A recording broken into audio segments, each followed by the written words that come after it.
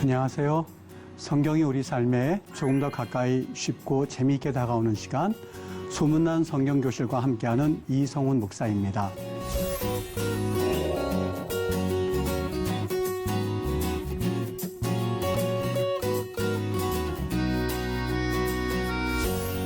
지난 시간에 우리는 하고라와 또 푸토네트, 즉 치마와 가죽옷에 대해서 우리가 이야기를 나눴습니다. 오늘은 아브라함의 믿음과 또 우리가 그 믿음이라고 하는 것을 어떻게 적용할 수 있을까 하는 이야기에 대해서 여러분과 함께 오늘 주제를 가지고 이야기를 나누도록 하겠습니다.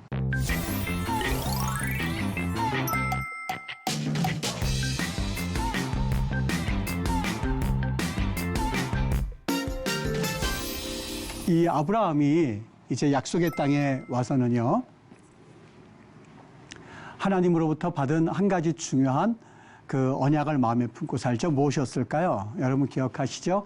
자녀에 관한 약속이었고 언약이었습니다. 그런데 10년이 지나도 하나님께서 주시겠다라고 하는 그 아들에 관한 소식은 강감무소식이었죠. 그러나 어느 날 하나님이 그에게 나타나셨습니다. 그래서 다시 한번 그 언약을 상기시켜 주시는 장면입니다. 그때에 아브라함이 하나님께 대하여서 이런 말을 하는 것을 볼 수 있습니다. 아브라함이 이르되 주 여호와여 무엇을 내게 주시려 하나이까?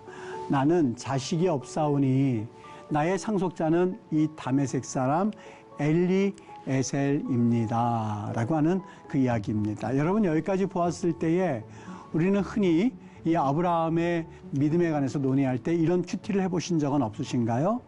이야, 이것은 아브라함의 신앙의 몸부림이다. 영적 몸부림이다. 왜냐하면 그 당시 문화적 관습에 의하면 아브라함이 이러한 그 행위는 정당화될 수 있었어요. 자식이 없는 부부에게 이 종은 양자로 입적이 될 수 있었거든요. 자식이 없었을 때에 어떻게 그 대를 이어갈 수가 있겠어요? 다른 사람들보다도 그동안 같이 옆에서 지켜보았던, 그리고 항상 그 사람이 어떠한 사람이 잘 알 수 있었던 종들 중에서 가장 괜찮은 사람을 자신의 자녀로 입적을 시켰던 것이죠. 그러니까 이 아브라함의 행위는 사실 그 누구도 비판할 수도, 그리고 어떻게 보면 정당화될 수 있는 이야기였었어요. 그러니 하나님 앞에 하나님 이렇게 말합니다. 나는 자식이 없사오니, 나는 지금 자식이 없습니다. 그러니 나의 상속자는 이 다메섹 사람 종 엘리에셀이 될 겁니다. 라고 하면서 하나님께 이야기를 하는 장면이에요. 너무 당연하고 자연스러운 이야기 아니겠습니까?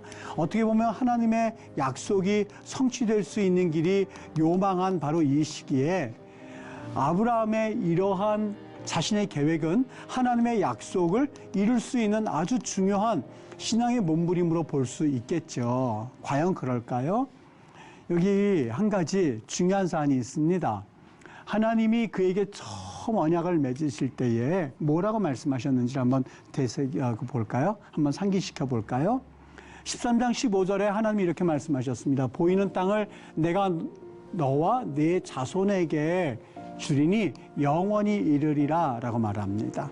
근데 이 자손이라는 말을 우리는 흔히 그렇지 후손을 줄 테니까 지금 아브라함이 말한데도 이 다메섹 사람 엘리에셀도 역시 자손이 될 수 있겠지. 양자로 입양하니까는요. 그런데 그렇지가 않아요. 하나님께서 이 자손이란 말을 쓸 때 어떤 말을 쓰셨냐? 제라란 말을 씁니다. 제라.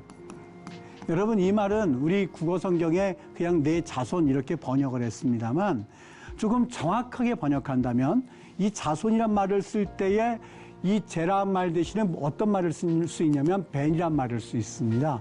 아들도 될 수가 있고요. 이걸 복수형 바님 그러면은요. 이거는 자손들 혹은 후손들 다 가능하거든요. 이 복수형이기 때문에요. 이거는 바님, 요거는 벤 그럽니다. 그런데 이 단어를 쓰신 것이 아니라 바님이라든지 벤이란 말이 이 단어를 쓰신 것이 아니라 하나는 무슨 단어를 쓰셨다고요? 제라라는 말을 쓰셨어요. 이 말은 씨라는 뜻입니다. 씨. 그러니까 하나님이 어떻게 약속하셨냐면 보이는 땅을 내가 너와 내 씨에게 주리니 라고 말씀을 하셨어요. 그러니까 이걸 정리해서 말하면 조금 아까 말한 이 벤이라고 하는 것과 또 제라란 말은 똑같이 후손이란 말로 우리가 번역은 가능해요. 우리 국어 성경에요. 그런데 이 엘리에셀 한번 볼까요? 하나님, 나는 자식이 없사오니 내 종 이 사람 엘리에셀을, 내 상속자는 이 엘리에셀이나 말할 때에 엘리에셀은 배는 될 수가 있어요. 그를 통해서 후손은 될 수가 있어요. 그런데 뭐가 될 수가 없어요? 제라, 하나님께서 내 자손에게 주겠다고 했는데 이 제라는 될 수가 없는 거예요. 그러니까 지금 아브라함이 그냥 피상적으로 보면 하나님 앞에서 굉장히 신앙적인 이야기를 하는 것 같고, 언약의 말씀이 성취되지 않다 보니까 그 언약을 성취하고자 하기 위한 그의 신앙의 몸부림처럼 보일 수 있으나, 아니요, 정반대의 상황이에요. 그렇지 않아요. 우리가 성경을 그래서 자세하게 한번 읽어봐야 될 이유가 여기에 있습니다. 지금 아브라함은 영적으로 희망 고문을 당하고 있는 거예요. 10년이 지났어요. 하나님께서 75세에 약속의 땅에서 그 후손을 하늘의 별, 바다의 모래처럼 하시겠다고 약속하셨어요. 그러나 시간은 흘러서 10년이 지났어요. 이제는 자신도 그리고 아내도 아들을 낳을 수 있는 상황이 안 됐어요. 하나님께서 내 자손 제라라고 하는 약속의 성취는 불가능해졌다고 생각한 나머지, 하나님, 나는 무자하오니, 이제는 그 무자하오니가 무슨 의미인지 대충 어느 정도 이해가 가시나요? 여러분, 여기 나는 자식이 없사오니, 이 말이 히브리 말로요 이렇게 되어 있어요. 아노히 홀레흐, 그리고 아리리, 이렇게 말합니다. 네, 이거 무슨 얘기냐면, 나는 홀레흐 그러면 동명사죠. 나는 걷고 있습니다. 아리리, 자식이 없이. 물론 지금 이 말은 걷고 있습니다, 나는 자식이 없이, 이 말이긴 합니다만, 이 뉘앙스를 가만히 살펴보면 하나님, 그 마음에 서운한 감정이 담겨져 있는 거예요. 하나님, 나한테 자식 준다고 하셨죠? 제라, 씨를 주신다고 하셨죠? 그런데 나는 지금 자식 없이 걷고 있습니다. 10년째 걷고 있습니다. 과거에도 그렇게 걸어왔고 지금도 걸어가 있고 앞으로 그렇게 될 겁니다. 하나님, 더 이상 나 상관하지 마세요. 하나님, 나는 그냥 자식 없이 걸어갈래. 하나님을 향하여서 그 관계가 불편한 마음, 그리고 하나님이 약속하셨음에도 불구하고 하나님이 이루어주시지 않는다는 것에 대한 그 불신앙, 서운한 마음이 가득 차 있는 그 아브라함의 마음을 우리는 여기에서 느껴볼 수 있거든요. 그는 하나님께 이야기해요. 우리 살다 보면 여러분 얼마나 희망 고문을 많이 당합니까? 교회 나오면 병 낫는다고요? 그리고 내 가정 형편이, 그리고 내 가족 관계가 모두 다 이루어진다고요? 여러분, 그런 이야기를 들을 때마다 그렇지, 그렇게 되겠지라고 하면서 현실은 어떻든가요? 내가 생각했던 희망과 소망과는 달리 내 현실은 전혀 따라오지 않는 모습을 보면서 여러분 마음 가운데 지금 혹시라도 하나님 믿으면 그렇게 좋겠지라고는 하고는 있지만, 그 하나님에 대해서 실질적으로 경험해보지 못한 그 신앙의 갈등 때문에 사실 겉으로는, 아니 홀레카리리, 나 자식 없이 걸어갈래요. 하나님 그만하세요. 그만 내 인생에 찾아오세요. 하나님 그만 내 인생을 나 혼자 걸을 수 있게끔 내버려 두세요. 됐습니다. 히브리 말에요, 다이란 말이 있습니다. 다이 그래요. 충분하다 이 뜻이에요. 충분하다, 다이 그래요. 그러니까 너 이렇게 괴롭히는 거 그 정도면 됐어, 다이란 말을 쓰거든요. 아마 이 아브라함이 하나님께 대해서 쓰고 싶었던 용어였을 거예요. 하나님은 분명히 75세의 약속의 땅, 그리고 그가 지시할 땅으로 아브라함을 보내셨어요. 그리고 그 시간을 수도 없이 보냈어요. 13장에서 보는 바와 같이 하나님께서 제라, 내가 너에게 씨를 주어서 내 씨를 통하여서 라는 말씀을 하셨어요. 그런데 그 시간이 흘러서 이미 10년이 되었어요. 더 이상 희망 고문을 당하고 싶지 않은 거예요. 됐습니다.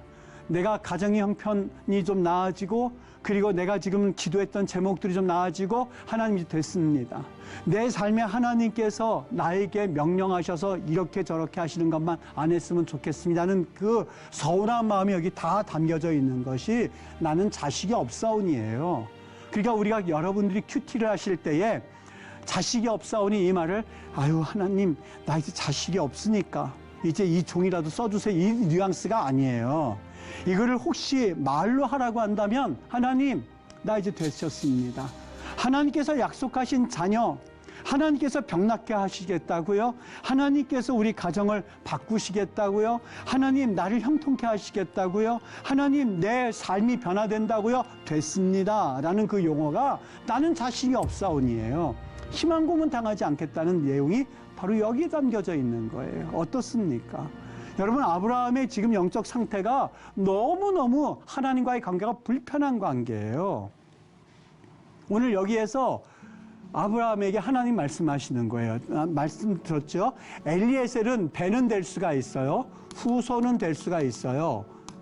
그런데 제라 씨는 될 수가 없었던 거예요. 그러니까 엘리에셀은 아브라함의 계획대로 그는 하나님의 후손, 하나님의 언약 상속자로 될 수가 있어요, 없어요? 후손은 될 수 있을지언정 하나님의 약속하신 그 후손은 아니에요. 사실상 아브라함이 하나님의 믿음을, 하나님께서 주신 언약을 믿는다면 사실 그 일이 이루어지지 않을지언정 끝까지 기다려야만 했었어요. 하나님 그렇습니까?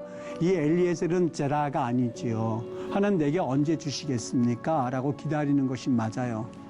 하나님께서 그렇게 말씀하셨으니 나중에는 지금 불신앙에다가 이제는 어떻게 보면 아유 하나님 될 대로 되십시오 라고 하는 그 뉘앙스도 거기에서 느낄 수가 있거든요.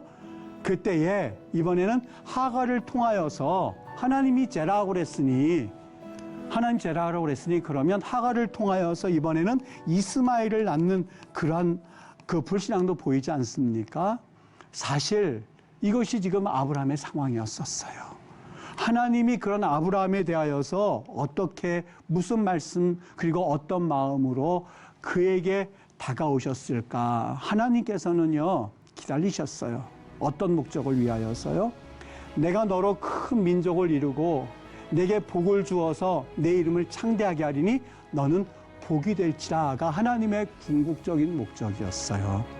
이것이 바로 믿음의 사람이었었던 아브라함이 때로는 그의 불신앙의 길을 걷고 때로는 하나님과의 관계가 좀 불편한 관계를 걸어가고 있고 그리고 하나님과의 관계가 사실상 편하지 않음에도 불구하고 하나님께서 그를 기다리셨던 이유였습니다. 여러분, 여러분에게 있어서 지금 영적 상황이 어떤지 한번 이 본문을 보시면서 한번 살펴보지 않으시겠습니까? 여러분은 하나님과 편한 관계인가요? 친밀한 관계인가요? 아니면 내가 굳이 표현은 하고 있지는 않지만 왜 하나님 나에게 이러시는 거지? 하나님 왜 나에게 아들을 주시지 않는 거지? 하나님 왜 내게 병을 낫게 하지 아니하시는 거지? 하나님께서 무엇 때문에 나로 하여금 경제적인 어려움을 겪게 하시는 거지? 하나님께서 왜 자녀에 대해서 이렇게 시험을 주시는 거지? 하나님 왜 나에게만 이런 고통을 주시나요? 라고 하면서 하나님과의 불편한 관계를 가지셨습니까? 여기 너는 복이 될지라 이렇게 말씀하고 있는데 이야기에 대해서 조금 한번 더 이야기를 해보도록 할게요. 예수 믿는 삶이라고 하는 것은 무엇일까? 과연 복이라고 하는 것이 어떤 것을 의미할까? 하나님이 여러분과 나를 불러주셨는데 그 이유는 도대체 무엇이란 말인가? 예수를 믿는다고 하는 것은 궁극적으로 어떤 목적을 위해서 우리를 하나님께서 예수 믿는 사람으로 불러주셨는가 하는 이야기인데요. 여기 이렇게 말합니다. 이삭의 아내 리브가를 들어서 조금 그 이야기를 발전시켜 나가보도록 할게요. 창세기 24장 16절에 보면 아브라함이 자기의 며느리, 즉 이삭의 아내를 구하고자 그 종 엘리에셀을 보냅니다. 그때에 엘리에셀이 몇 날 며칠 걸려서 그 아브라함의 며느리를 구하기 위해서 그 도시에 다다를 즈음에 그가 어떻게 기도를 하냐면 하나님, 이제 나를 만나는 사람에게 내가 물을 달라고 할 겁니다. 그런데 그 물을 달라고 했을 때에 나에게만 물을 줄 뿐만이 아니라 이 낙타에게도 물을 줄 수 있는 여인이라면 바로 그러한 마음을 가진 사람이라면 내가 이 사람이 내 종 아브라함의 며느리가 될 사람이라고 내가 금방 알아채겠습니다. 하나님 그렇게 만나게 해주세요 라고 그가 기도를 합니다. 기도에 딱 맞게 어떤 역사가 일어나냐면 이렇게 말합니다. 한 여인이 나타났는데 엘리에셀이 물을 주세요 라고 했더니 그 여인이 엘리에셀에게 물을 주고 이번에는 물을 낙타에게도 주는 거예요. 그런데 여러분 이 마음씨가 어땠는지 한번 볼게요. 이게 결코 쉬운 일이 아니에요. 그냥 낙타에게 얼른 물을 퍼서 이렇게 줬다는 것이 아니라 창세기 24장 16절에 가면 그 여인이 우물로 내려갔다라고 돼 있어요. 테레드인데 테레드 이렇게 돼 있는데요. 히브리어는 항상 원형이 글자가 세 글자라고 그랬죠. 요드, 라메드, 달레드, 야라드입니다. 내려가다라는 뜻입니다. 이거의 변형 형태인데요. 우물로 내려갔대요. 이 우물이 어떻게 되어 있길래 내려갔다고 표현할까? 또 이번에는 물을 길러서 올라오는지라 타알 그렇게 되어 있는데요. 타알 그런데 원형은 알라예요. 알라예요. 그러니까 내려갔다가 올라왔다는 거예요. 여러분 여기에서 한 가지 이 우물의 형태가 그냥 단순하게 우리가 알고 있는 대로 두력을 끌어서 그래서 물을 길어 오르는 형태가 아니라는 것은 금방 눈치채셨죠. 우물로 내려갔다 그리고 우물에서 올라왔다라고 하는 것은 우물의 형태가 웅덩이 형태인데요. 이스라엘의 독특한 이 지형을 이해하면 이것은 쉽게 이해될 수 있는 말입니다. 다시 말하면 그 겉면은 좀 딱딱해 보이는데 이렇게 손으로 이렇게 홈을 파면 마치 석회석처럼 그게 파여요. 그리고 시간이 지나면서 그 겉면이 딱딱해지고 만질만질해져서 사실 거기에는 물을 넣어도 그 물이 밑바닥으로 스며들지를 않는 형태의 그러한 재질입니다. 이 재질이 어떻게 되어 있냐면 이렇게 되어 있어요. 이거는 지금 마사다라고 하는 지역에 있는 그 우물 형태인데요. 여기에 물이 이렇게 이 빗물이 비가 내려오면 물이 이렇게 흘러서 올 수 있도록 그렇게 되어 있어요. 그래서 물이 밑에서부터 이게 차는 거예요. 이게 밑에서부터 이렇게 차가지고 물이 많을 때는 이 계단도 이제 넘어서는 거죠. 그래서 물이 없을 때는 이 계단을 와서 다시 이걸 가지고 올라가고 하는 작업이 항상 그들이 물 깃는 방법이에요. 그러니까 여기 지금 이 여인이 물을 기를 때에 우물로 내려갔다라고 하는 것은 아까 조금 전에 봤었던 큰 웅덩이로 내려갔다가 그리고 큰 웅덩이에서 물을 깃고 올라왔다라고 하는 것은 이해가 되시지요. 그래서 종종 이 웅덩이 이걸 시스턴이라고 이야기를 하는데요. 이 시스턴에 대해서 예레미야 2장 13절에서 이렇게 얘기한 적이 있어요. 내 백성이 두 가지 악을 행하였나니 곧 그들이 생수의 근원되는 나를 버린 것과 스스로 웅덩이, 시스턴을 말하는 거예요. 조금 아까 말한 이 우물 같은 용어예요. 어떻게 보면 그 형태에 대해서는요.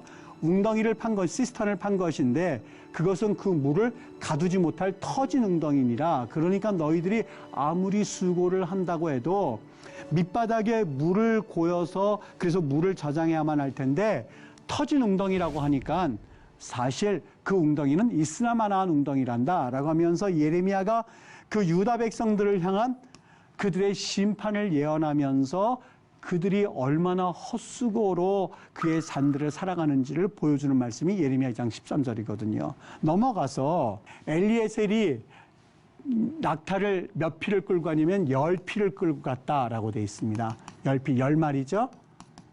10마리? 그러면 여러분 이 사막의 배라고 알려져 있는 이 낙타가 물을 얼마나 마시냐면 한 마리당 이 80리터를 마신다고 그래요. 80리터를. 그러면 10마리니까 얼마나 마셨냐면 800리터를 마셨을 거예요. 대충 따져보면. 그러면 20리터 용량을 한다고 한다면 한 40번 물을 기르는다는 용량인데 20리터의 물량이 얼마나 되냐면요. 여기 이거 지금 한번 보시죠. 18리터 정도 되는 그런 물량이에요. 20리터가 안 되는 그러한 양이거든요. 여러분 이거 한번 이렇게 들었다가 이렇게 꽂아 보신 적 있습니까? 전 해봤거든요. 결코 쉽지 않아요. 무거워요. 만일 20리터 용량의 그 물량을 가지고 그리고 했다고 한다면 800리터니까 한 440번을 했겠죠. 40번을 오르락 내리락 했던 거예요.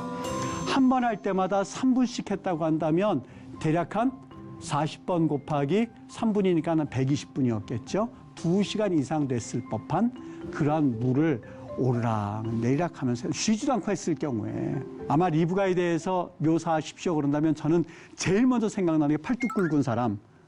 팔뚝 굵고 이 허벅지 굵은 사람. 전 그렇게 리브가 항상 이 본문을 보면 그게 연상이 돼요. 근데 그때에 이런 일을 자발적으로 했었다고 하는 것을 어떻게 알 수가 있냐면 24장 20절에 이렇게 말합니다. 그 여인이 나 물 좀 주세요라고 하는 엘리에셀의 말에 뭐라고 그랬냐면 급히 테마헤르, 이거는요 빨리란 뜻이에요. 지금도 히브리 말로요 빨리 와 그럴 때 마헤르 그래요. 마헤르 이거요. 요거요. 마헤르. 급히. 그러니까 그 여인이 하기 싫어서 그냥 억지로 아유 이거 웬 뭐 낯선 사람이 물을 달라고 할까 이 소리가 아니라 그 마음에는요 이 멀리서 온 분이 얼마나 목이 말랐을까. 이분이 얼마나 목이 탔을까. 그리고 저 짐승들이 그 오는 시간 동안 얼마나 물이 이미 메말랐을까. 낙타가 한번 물을 먹을 때 80리터의 물을 마시는데 그 낙타에게 물을 떠다 주면서 그냥 자발적으로 급히란 말을 성경에선 집어넣고 있어요. 마헤르, 달려가서 구해붓고 다시 기르려고 우물로 달려가서 타라츠라고 돼 있는데요. 라츠, 이것도 역시 원형이 루츠 이렇게 돼요. 뛰다란 뜻이에요. 그러니까 그냥 이 작업을 할 때에 느릿느릿 왔다 갔다 한 게 아니라요. 여러분 이 리브가란 여인이 20리터의 물을 가졌던 10리터의 물을 더 한 80번을 왔다 갔다 할 것 없이 뛰어다녔다는 소리예요. 여러분 사막 한가운데서 낯선 사람에게 전혀 한 번도 보지 못했던 사람이 낙타 10피를 끌고 와서 물을 달라고 했을 때에 사실 그 몇 시간의 시간을 투자하면서 그것도 뛰어다니면서 이 물을 주었다? 여러분 어떤 사람인지 금방 이 상상이 오시나요? 사막에서 막 달려온 사람에게 나 물 좀 주세요 했더니 그 엘리에셀에게 줬을 뿐만 아니라 달려가서 주고요. 여러분 우리 혹시라도 여러분에게 도움을 요청한 이들에게 이러한 친절을 베푸신 적이 있습니까? 작은 소자에게라고 했는데 여러분에게 과연 작은 소자는 누구였습니까? 이 리브가란 여인에게 작은 소자는 엘리에셀이었었어요. 낙타들이었었어요. 그들에게 물 한 잔 주는 그 놀라운 기적들이 어떻게 이루어지냐면 이 리브가가 예수님의 족보에 오르게 되는 기가 막힌 상황에도 처하게 돼요. 더더군다나 24장 18절에 보면 엘리에셀에 대해서 뭐라고 말하냐? 그가 이르되 내 주여라고 말합니다. 아도니라고 말합니다. 아도니. 혹시 들어보셨죠? 아도니라고 하는 말은 자기의 주인을 일컬어서 하는 말이고 또한 자기의 그 주인이라고 말할 때 나는 당신의 종입니다 하는 그 고백이 담겨져 있는 거예요. 낯선 노인이에요. 그리고 자기에게 도움을 필요로 하는 사람이에요. 어떻게 보면 을의 입장에 서 있는 사람이에요. 그를 향하여서 물을 주었을 뿐만이 아니라 몇 시간 동안 그리고 그를 일컬어서 내 주인이시여 아도니라는 말은 최상의 그런 존경을 담아서 그를 부릅니다. 그리고 뭐라고 말해요? 마시소서 하며 급히 물덩이를 손에 내려 마시게 하였더라 라고 하는 인품의 소유자가 바로 리브가였었어요. 여러분 과연 예수 믿는 삶이란 무엇일까? 하나님께서 아브라함에게 너 복이 될 거야 라고 하셨을 때 과연 복은 무엇을 의미하고 있는 걸까? 여러분이 생각하시기에 도대체 예수 믿는 사람들의 마지막 삶의 모습은 어떠해야 된다고 보십니까? 물론 우리가 구원받고 천국 가는 것 너무너무 귀하고 우리가 포기할 수 없는 천국의 삶. 여러분 그것은 당연하죠. 이 삶은요. 이거는 우리가 놓칠 수가 없어요. 두말하면 잔소리죠. 누구든지 구원받아야만 천국 가야 되는 삶이죠. 그런데 우리는 자칫 예수 믿고 이러한 모습의 삶을 기대하고 있지는 않습니까? 여러분 성경을 통째로 알게 되고 여러분이 예수를 믿고 그리고 과연 아브라함처럼 내가 하나님 앞에 복이 된다라고 했을 때에 그 복에 관한 관념은 무엇일까요? 여러분 하나님을 정말 알고 그리고 하나님을 믿는 백성으로 산다면 그 삶은 어떠해야 되겠냐는 거예요. 복 있는 삶이에요. 그래서 복 있는 삶이란 무엇일까? 그건 다른 것 아니에요. 여기 성경은 이렇게 말합니다. 마태복음 7장 12절에 이렇게 우리에게 말씀하고 있어요. 무엇이든지 남에게 대접을 받고자 하는 대로 너희도 남을 대접하라. 이것이 율법이요 이것이 선지자다. 대접하는 삶, 그것이 복된 삶, 그것이 하나님께서 여러분과 나를 이 세상에 보내신 이유라고 하는 거예요. 예수 믿고 성경을 통째로 알고 그리고 신앙생활 잘했을 때의 마지막 삶은 무엇일까? 그 복된 삶이란 무엇일까? 그것은 바로 남을 대접하는 삶, 이것이 율법이요 선지자라고 하는 마지막 신앙의 종착역에 대해서 다시 한번 우리의 신앙의 목표가 분명해질 수 있는 그런 또 하나의 표대와도 같은 그런 말씀 되시기를 바라겠습니다. 여러분, 오늘 여기까지 하도록 할게요. 과연 아브라함이 자식 없다라고 하는 그 이야기가 한탄이었을까? 그렇지 않다는 얘기예요. 불신앙적인 이야기였었는데 오늘 이 말씀으로 이번 시간 마무리하도록 하겠습니다.